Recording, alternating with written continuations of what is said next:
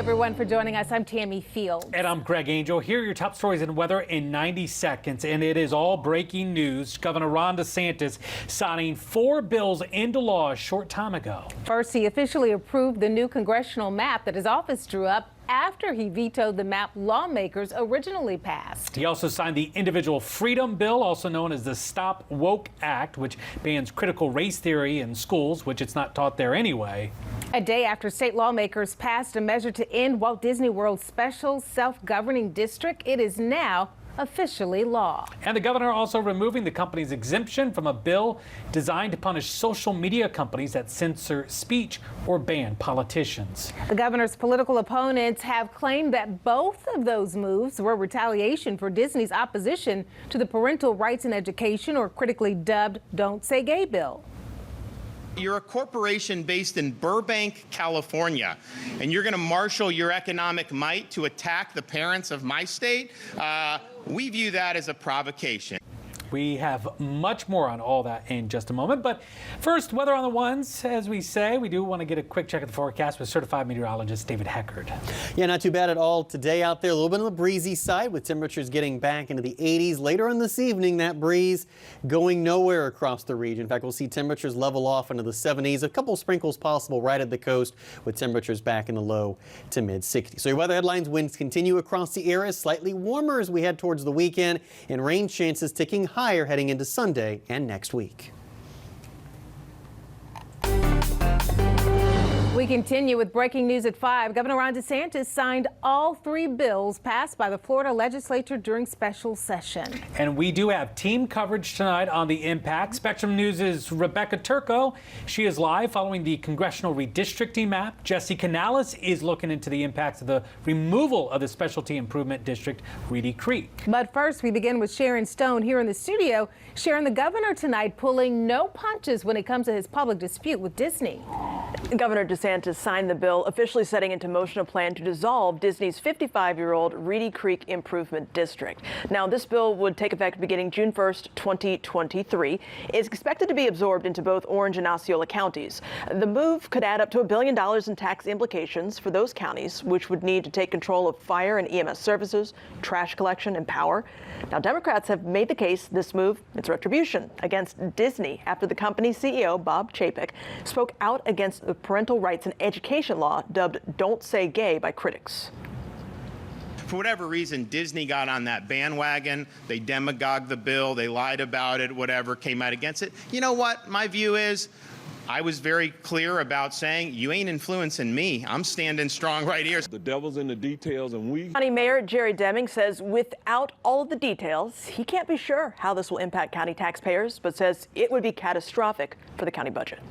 The measure does allow for the districts to be reestablished in 2023, leaving an avenue to renegotiate this in the future. Live in studio, Sharon Stone, Spectrum News 13. Thank you, Sharon.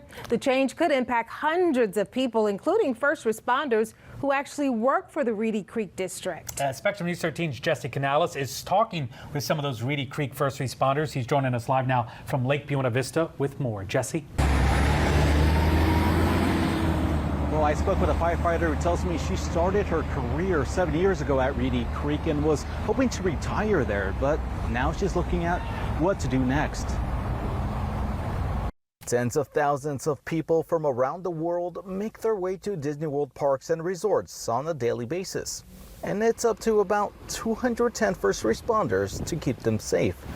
Like 39-year-old Reedy Creek Improvement District firefighter Paulette Montero. All of our firefighters and first responders, our paramedics and EMTs know the property like the back of their hand, and they're able to provide quick response. She first began working at Disney World until she saw Reedy Creek firefighters and realized protecting theme park goers and residents was what she wanted to do. Absolutely. I started my career here, and my goal was to build a career where I could retire from this department. Now the uncertainty of the district's future has her worried.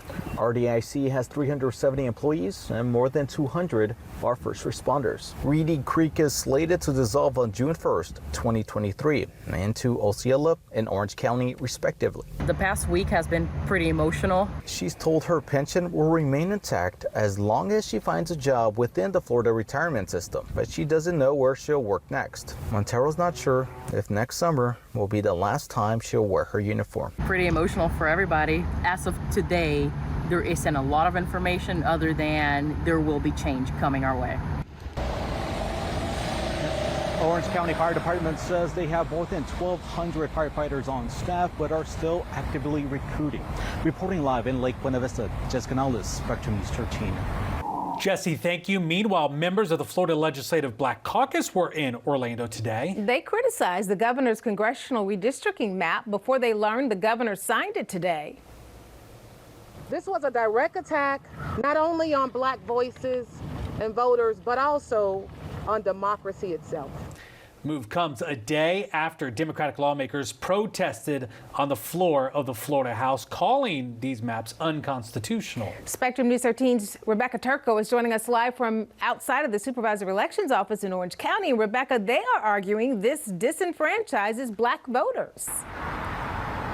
They're saying that black voices will be silenced at the ballot boxes here, calling it an attack on democracy. But Republicans counter it was Democrats' protest yesterday that was that attack. This little girl, this is my daughter, Reagan, keeps State Rep Travaris McCurdy fighting. My heart, she runs everything. Fighting for a better future for her and his constituents. It's why he and State Rep Angie Nixon took to the floor yesterday after debate, protesting the governor's new congressional map, which he signed into law today. Other Democratic lawmakers joined in, chanting and holding hands, arguing it'll diminish Florida's black representation in the U.S. House. We shall overcome. We knew we weren't going to change the outcome of the vote, but we wanted to change the hearts and the engagement with people on the outside to let them know what is going on. The governor's map would dismantle 2 of 4 districts now held by black members of Congress, including Orlando's District 10.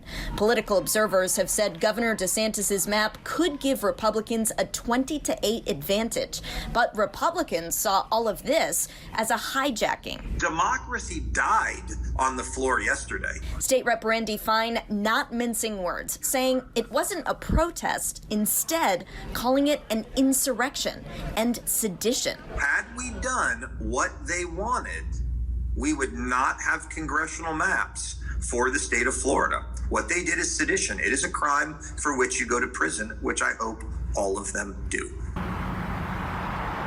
And now the governor's map is actually being taken to the courts as expected. A number of voting rights groups filed a class action lawsuit today. But the question is whether it'll make it through the courts in time to really make an impact here. That's because June 17th is the filing deadline for candidates for the midterms. Reporting live in Orange County, Rebecca Turco, Spectrum News 13.